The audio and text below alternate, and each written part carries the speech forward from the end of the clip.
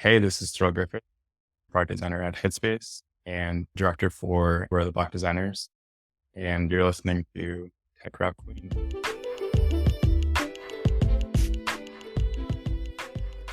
Energy, vibes, inspiration. I'm Renee Reed, and this is Tech Rap Queen.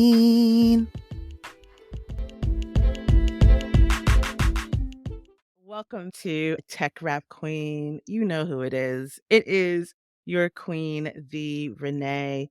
One of the opportunities that I have is to introduce inspirational people who are making their mark in the industry, whether it be tech, design, culture. And that is my guest today. We are excited to have with us on the virtual podcast stage senior designer at Headspace, Mr. Terrell Griffith. Hello, sir. Hello. Welcome. Thank you so much for having me. Appreciate it. I am so thrilled to get into this conversation with you. Can I give a shout out to my mother? Uh, Listen, as Real you cool. should. Hey, Mom. I'm on a podcast. First one. This is really cool. Amazing. First of all, what is Headspace? I don't want to Oh, yes. take for granted that people know what Headspace does. For those who don't know what Headspace is a digital product where we try to make it as easy as possible to jump into the wonderful world of mindfulness and meditation. We have a countless amount of content for whether it's audio meditations or video meditations. We have content for helping you sleep better, content to help you get moving. So with fitness and stuff, content to help you focus. Um, but yeah, it's one of the leading products for meditation and mindfulness. Go download the Headspace app, friends. I'm not getting paid to say that, by the way. We're going to talk about your journey into design, but one of the staples of the season is asking guests about energy, vibes, and inspiration. So let's talk about what is bringing you energy. I'm one of the directors for the Where Are the Black Designers group. And since I've joined the team, which was summer of 2020, shortly after it was founded, I have been lucky enough to meet so many amazing Black designers, and I felt very isolated. But now I'm very much immersed in the world of what's happening in Black design. There's still so much for me to learn and so many more people for me to meet. Once you meet one person, they introduce you to 10 other people. One of those people might introduce you to like 10 other people. Even the amount of people that I've met so far has been really, really energizing, and they're all doing really great things. It's pushing me to do great things. And I don't know how I went on without this energy before, but here I am on a podcast. I don't know if you know, but I remember joining, this is one of the byproducts of 2020.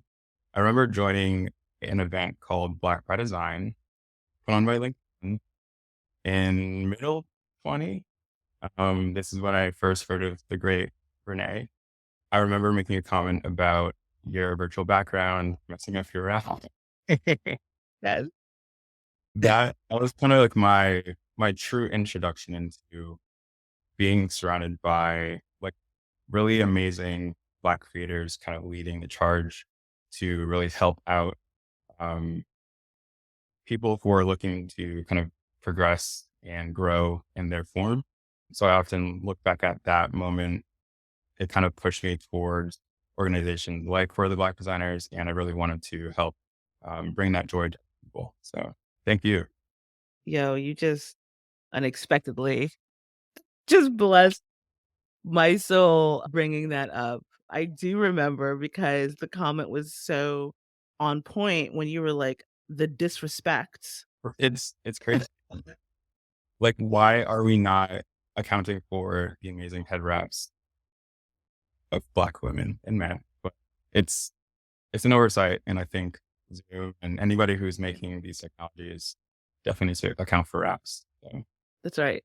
That's right. Thank you for connecting the dots in this moment, and I love to hear that that was a catalyst, and that's what it's about, creating these spaces to let people know we are here, we're in the building. That particular event had design program managers and researchers and designers. Shout out to the Black by Design collective, our team of excellence. So that's a reminder that we need to keep doing those things because the Yes, impact is felt. absolutely.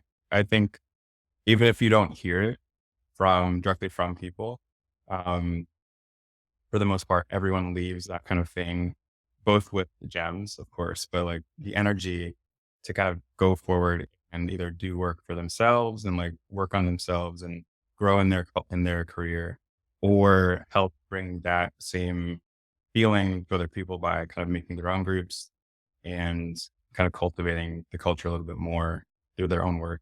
So very inspirational stuff that you and other similar groups have been doing. So, and of course, like this platform is really great. Yeah, you're just saying it's really cool to see. Really quick, let's talk about where are the Black designers? The organization took off during 2020. Let's talk about that. Yeah, so it is a wonderful organization. It's operating a lot on Slack right now, but it's essentially just like a network for Black designers to um, meet each other, ask questions, uh, just be. It's really cool. But if you go to our website and join the community, there are a few call to actions that you can find. Once you're in, you can introduce yourself to the space, and there's a bunch of different channels that you can utilize, whether it's for a local city. So if you're in New York and you want to meet other New York designers, um, there's room to do that. Or if you want to change careers, if you're a graphic designer looking to get into product design, there's a lot of people who have made that switch and can answer questions that you have. It's a really supportive space, and yeah, it's one that I've leaned on multiple times ever since I've joined. Shout out to the team, many people with the name, but particularly Mitzi, who's one of the co-founders, and she's kicking ass, has been for a very long time. Stay tuned for a lot more to come from Where Are the Black Designers. Let's talk about your journey to design. When did design find you? When did you find design? When was the moment when you were just like, "Oh, this is what I wanna do?" So that this is what I want to do moment came when I was pretty young, um, way before I even knew what design was. I remember being in the basement of my godfather, and he was like this semi well known artist in Jamaica. And Wait a minute. Wait a minute. Are you a Yachty? Are you Jamaican?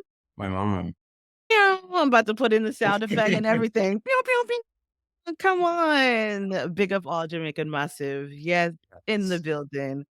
love it. I felt like that would come up. But I did not know that you, have Jamaican lineage. Very Yes. proud.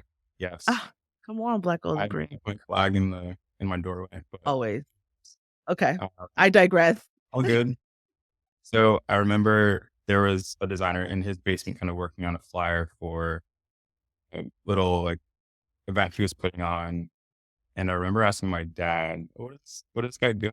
Looked really cool, like working in Photoshop. Like, oh yeah, Mhm. he's a graphic designer. And then from that point on, I was like, well, I want to be a graphic designer too. My godfather owned a print shop back in my hometown, back in Bridgeport, Connecticut. The shop was in Stratford, Connecticut. And yeah, like he ran his own business. My parents were like, you should work with him for a summer.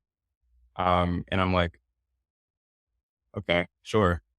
Luckily, I had parents that very much believed in my creativity and uh, nurtured me and encouraged me. So that's where I first learned like how to actually use Photoshop. He taught me the ropes.